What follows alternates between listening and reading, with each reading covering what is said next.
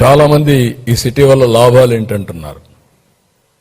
ఇదే మరిగన్నారు నన్ను హైదరాబాద్లో. ఏం చేశావు నువ్వు? హైటెక్ సిటీ నుంచి ఒక రోడ్డు వేసావు ఎయిర్పోర్ట్కి, ఇంకేముంది ఇక్కడ అన్నారు.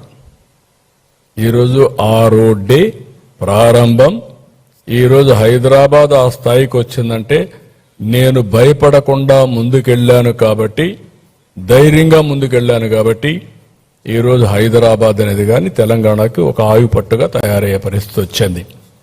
ఇక్కడ కూడా ఇంత జరిగిన తర్వాత నేను భయపడితే దీనికి మీనింగ్ ఉండదు. విద్య, ఉద్యోగం, విజ్ఞానం, ఇది ఒక నర్వ్ సెంటర్. మనందరం గుర్తుపెట్టుకోవాల్సిన అవసరం ఉంది.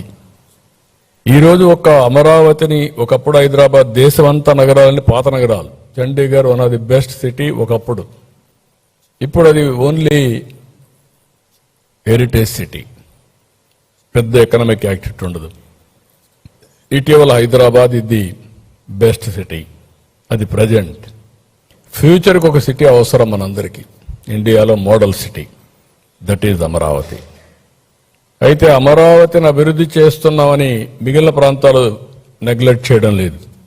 విశాఖపట్నం, అమరావతి రీజియన్, తిరుపతి రీజియన్, 3 రీజియన్లు కాబట్టి అన్ని టౌన్స్నే కాకుండా ఆ ప్రాంతాన్ని అభివృద్ధి చేసే బాధ్యత తీసుకుంటున్నాం.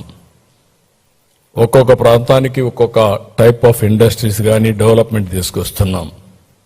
ఇప్పటికే మీరు చూసుంటారు, గూగుల్,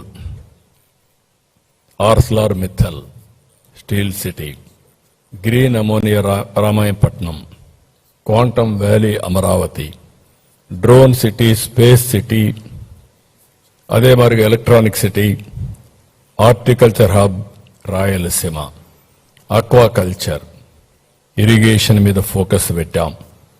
పోలవరం పూర్తి చేస్తాం. నిన్నే మీరు చూస్తే మొన్న నేను ఒంటెమిట సీతారాముల కళ్యాణానికి వెళ్ళాను. అదే రోజు లోక్సభలో బిల్లు పాస్ అయింది.